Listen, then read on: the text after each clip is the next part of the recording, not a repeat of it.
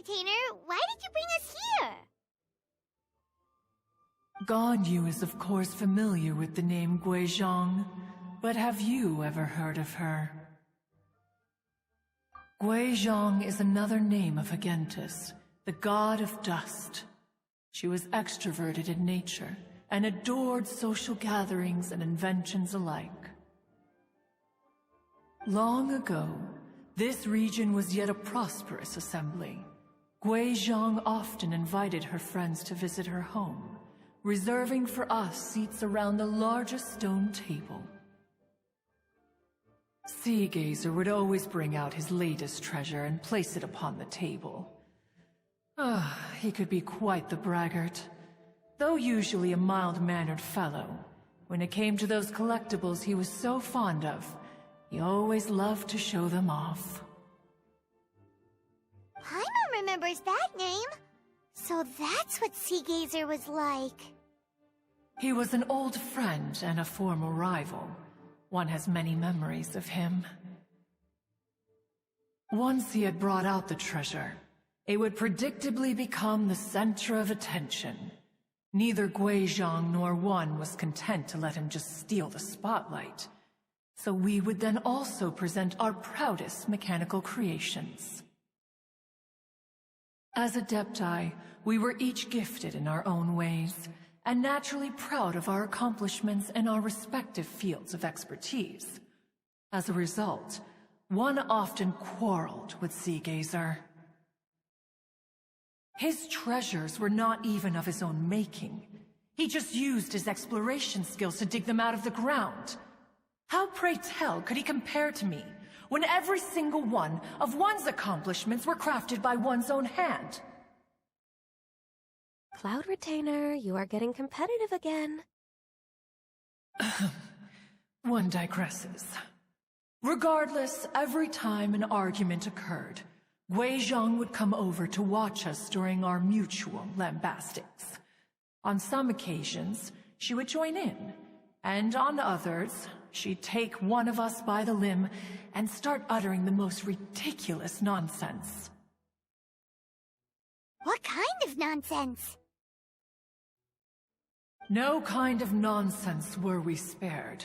Sometimes she would brazenly opine, why argue between yourselves when neither of you could ever hope to beat me? Other times, she would make unsolicited suggestions, such as, once you two are done arguing, let's go to the foot of the mountain and grill some meat. She always sought to make everyone happy, and one must say, she had quite the gift for it. No matter what nonsense she said, one never felt bothered or offended. It also helped that she never referred to one as that illuminated bird or ladybird. Come on, get over yourself! Anyway, just as our impassioned arguments would reach the apex of acrimony, Marchosius would bring his delectable dishes to the table. Who would dare snub the stove god and his wondrous creations? At the sight of him, we would all immediately drop the argument and prepare the table for a night of feasting and drinking. Back then, one was always bothered by how the cups Rex Lapis brought were always too square for one's taste. Can you see yourselves ever enjoying a drink from a square cup? Precisely. So, as you can see, even one as great as Rex Lapis was not immune to making the occasional blunder. Even one could never find fault with Marchosius's cooking. As we ate, Guizhong would continue to find topics for conversation, filling the table with humor and laughter. Each of those old fossils had their character flaws and points of obstinacy. So why was it that whenever we dined together, we always had a marvelous time?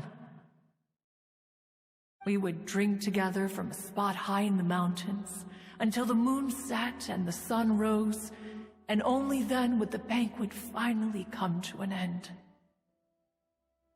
Streetwood Rambler would often remain to admire the flowers with Guizhong before returning to her own abode. The glaze lilies were far more abundant back then. Entire fields of them would appear to the eye as a veritable sea of flowers. Streetward Rambler? That would be Ping.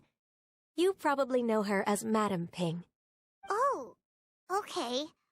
Wait, this is a lovely story and everything, but didn't we come here to find that Adeptus from Mr. Dvorak's story? Or are you saying that it was Guizhong? Didn't she, already, Alas, long has one avoided this place for precisely that reason. The sights here are a reminder of a time long gone, and evoke much sorrow. One should have guessed that you would disrupt one's poignant moment of mourning with your incessant questioning. No matter, one will share the whole story with you now. In times gone by, one quarreled oft with Guizhong concerning mechanical principles. We each had our ideals, and neither would yield. Under the pretext of a social gathering, one invited the impartial Rex Lapis to judge the quality of our creations. But Rex Lapis declared that Guizhong's Obscuro Vulpus mechanism was superior. Though one was too proud to acknowledge it, in one's heart, one knew that Guizhong was indeed the superior talent in the mechanical arts. As for the story between Guizhong and Streetward Rambler, that begins with a certain bell. In Guizhong's opinion, while mechanisms were no substitute for human composers, they were yet capable of producing simple but fine melodies. But Streetward Rambler believed music to be an expression of the soul, an emotional enterprise that could never hope to be replicated by machinery. They argued endlessly, until one asked Rex Lapis to intercede. He confiscated the bell and designated it for ceremonial use. Thereafter, one would often find them convening in the mountains, discussing music, mechanics, and all the affairs of the mortal world. But these good times were not to last. War broke out between the gods, and soon engulfed the Guili Plains. Guizhong was overpowered by the enemy, and fell in battle. When Streetwood Rambler and I arrived at the scene at long last, all that remained among the ruins was her lifeless body. After this, at Streetwood Rambler's request, Rex Lapis granted her the cleansing bell for safekeeping. To honor our friend's memory, one made a few finishing touches to her ballistic device. Many Lantern Rites have passed since then. Many greetings and goodbyes. Upon what do you gaze? The Guili Plains? No. It's everything.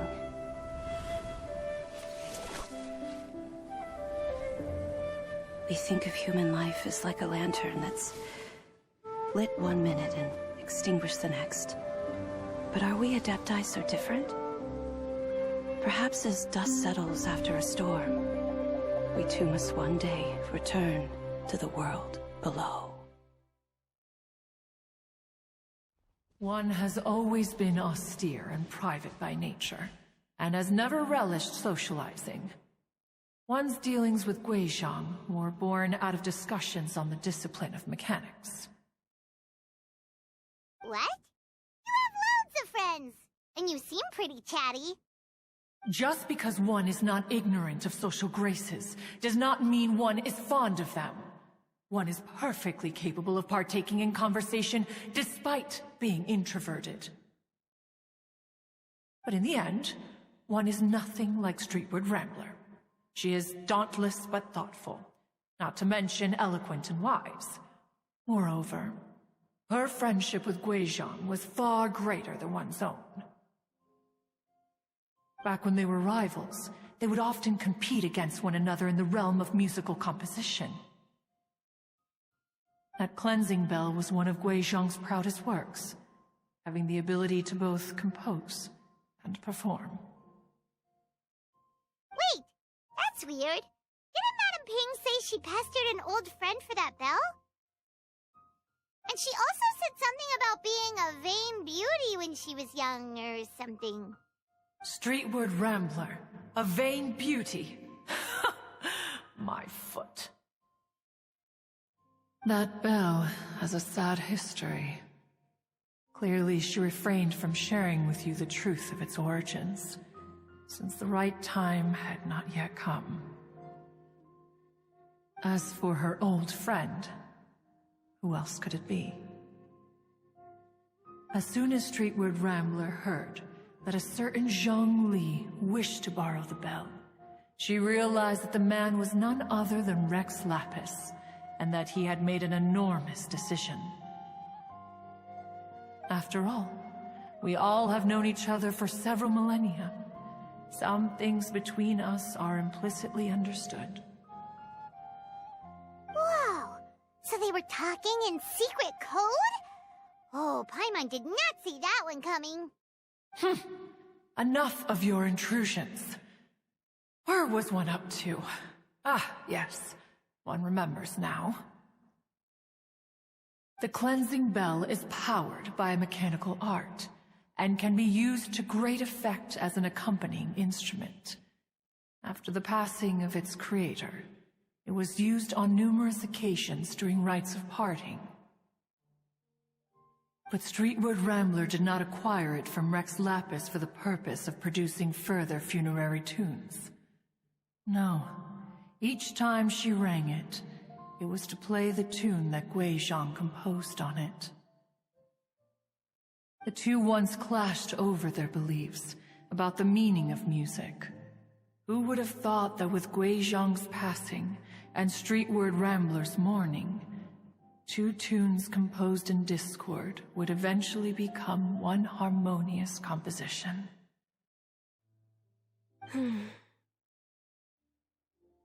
Once upon a time, Streetward Rambler also loved gatherings, liquor, and music.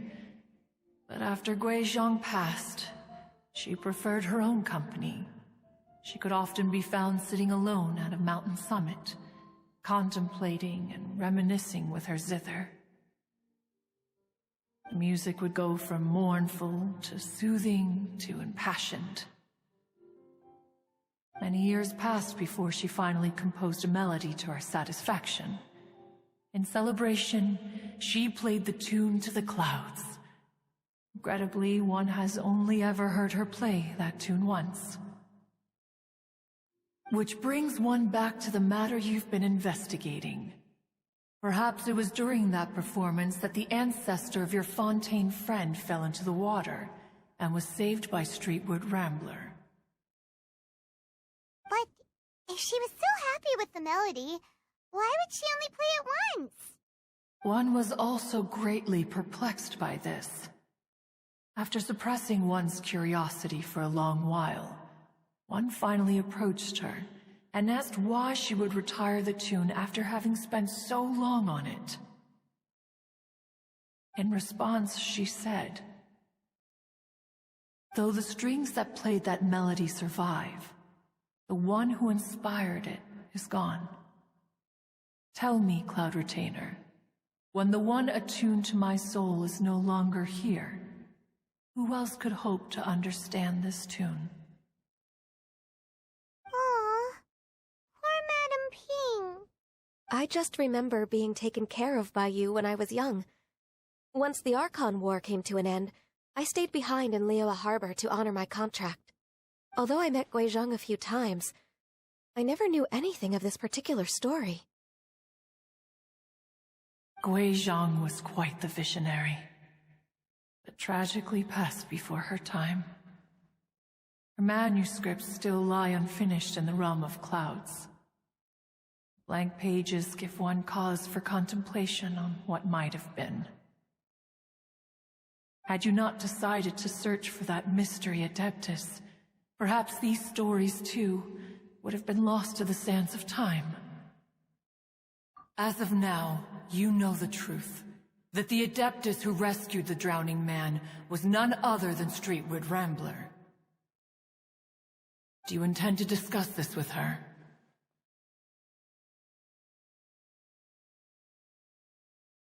Do you mean Ping might find the topic too distressing? Precisely. The passing of our old friend is a heavy topic that both of us are usually careful to avoid. If I may be so bold, Cloud Retainer, could it be that this is just your own personal opinion? Oh? How so? I've been in Liyue Harbor for quite a long time now, and I've witnessed many farewells along the way, so I too am well acquainted with the pain of the passing of a loved one. But this doesn't bring the city or its people to a standstill. They have to keep moving forward. Someone as perceptive and wise as Ping will surely have come to understand and embrace this. Though these immortal mountains have lost an Adeptus, the harbor of mortals has gained a wise elder. No loss can ever be undone, but there is always much that can still be gained. Ping has helped countless people, and will guide many others in the years to come. And all to whom she extends a helping hand become her friends. People she can admire flowers and discuss music with. Though it is heartbreaking to lose a kindred spirit, life goes on, because there are new friends waiting for you further down the road. We even asked Madame Ping what she thought about adding a music festival to this year's Lantern Rite. When we get back, why don't we just ask her if she'd like to perform? Maybe we can even get her up on stage. You youngsters and your imaginations. Why don't you come with us? It's been a long time since you last spoke with Ping, and Liyue Harbor is always decorated so beautifully during the festival period. Is not every Lantern Rite the same in this regard? Were there ever anything new to discuss? One in Ping could meet any day of the year. I disagree. Each new day and each new year is different from those that have come before. How long will you simply let them pass you by? Very well. Then one will be off. If the other old fossils have sneaked away into the city to amuse themselves, one shall soon find out. All right. We should be getting back to the harbor as well. We don't want to keep her waiting. Once the Guili Assembly, now the Guili Plains. Say, if we planted flowers there, and cared for them carefully enough, do you think that one day we'd be able to recreate the sea of glaze lilies? Allow one to take back one's praise from a moment prior. You are still far too given to flights of fancy, child. What? Cloud Retainer? You were still listening? One observed that you were making no effort to leave, and returned to chasten and hasten you. This time, one is departing in earnest.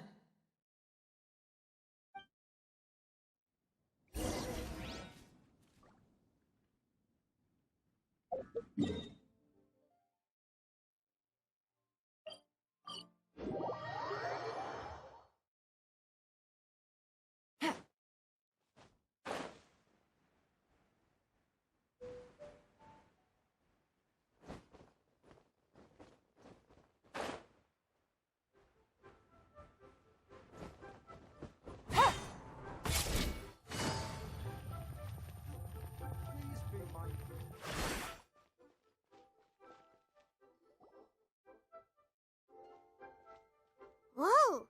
Madame Ping? And Cloud Retainer? It appears you made haste after all. One arrived but moments before you. Oh, bless my soul. To what do I owe the honor? How nice of you all to come and visit me. Miss Illumina educated bird. Haven't you said anything yet? Said what, precisely? And why should one be tasked with saying it? 'Cause you're the one who's known Madam Ping the longest. Street word. Or rather, presumably, you would prefer to be addressed as Ping? Oh, Cloud Retainer, you are uncommonly polite today.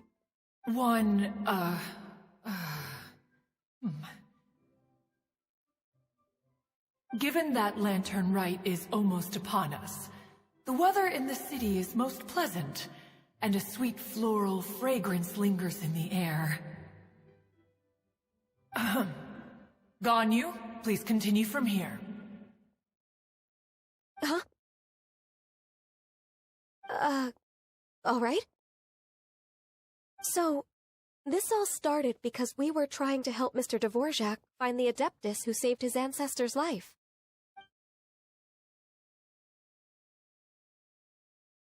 Cloud Retainer informed us that the one who played that melody and rescued the drowning man was none other than yourself. Let me think. Yes, I do believe I recall that encounter. What a long time ago that was. I'm surprised that you still remember it. Even more astonishing, perhaps, is the fact that this story has survived this long at all, when mortal lives are so very brief. It appears that she has proven herself right once again. Who's she? We like to call her Guizhong.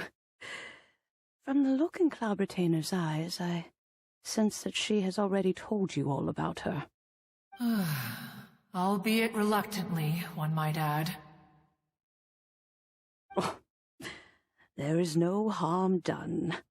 After all, Lantern Rite's very purpose is to commemorate the heroes who gave their lives for Liyue.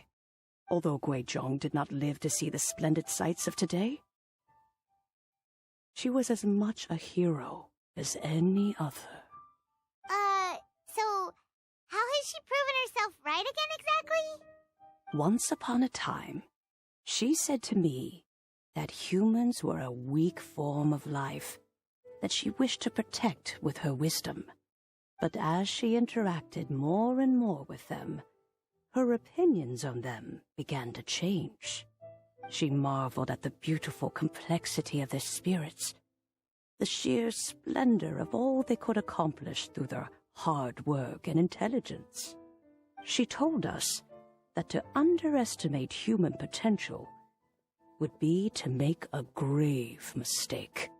With the smallest amount of guidance, enormous power can be unleashed in them, and a human who has reached their full potential may well be her equal. Someone who could have as much to teach an Adeptus as to learn from them. She always had a way with words. That her mechanical accomplishments were judged superior to one's own was, one suspects, in large part due to her sheer eloquence. Speaking of mechanics, Cloud Retainer, do you still remember that potted plant mechanism? The one that the two of you gave me as a gift? Of course. Guizhong and one both put an immense amount of effort into that gift. It would be no overstatement to call it a testament to each of our individual technical genius. As Guizhong once said, it takes every blade of grass and every flower to make a homeland. When I see the sight of Liyue Harbor before us today, I am reminded of this. Madam Ping looks very emotional right now.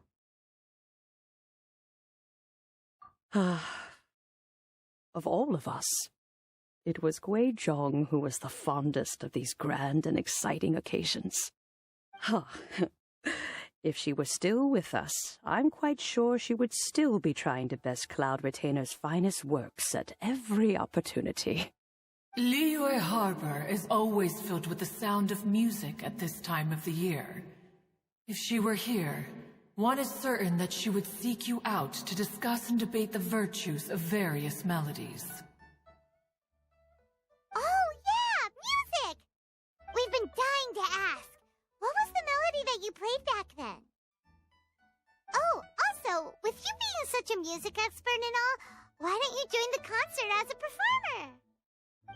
I can make arrangements right away.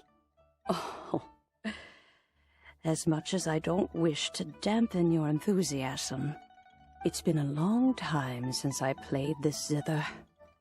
My fingers don't have the dexterity they once did, and whenever I play that tune, it always reminds me of her. I start wondering what she would think of the changes I have made to her melody. There was a period of time whenever I started strumming, it almost felt like she was back again. Sitting right there on the stone stool next to me, chatting away. Skybracer and Seagazer too, looking just like they did in the old days. No matter how much time goes by, the moment that melody starts playing, it transports me right back to that time in my memory. So the past still weighs heavily on your heart? Well, I would be lying to myself if I claimed to have completely moved on. But that is not to say that grief doesn't get easier with time. Despite the sadness, I have found many things that bring me joy in life.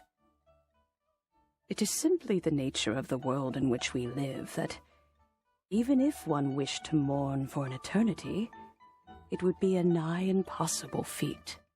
Just look at this potted plant. Isn't it stunning? It takes an honest and open mind to confront and conquer grief. You have indeed made progress. Be that as it may, I shall leave the Lantern Rite stage to the youth of today. Well, if you're sure. Granny!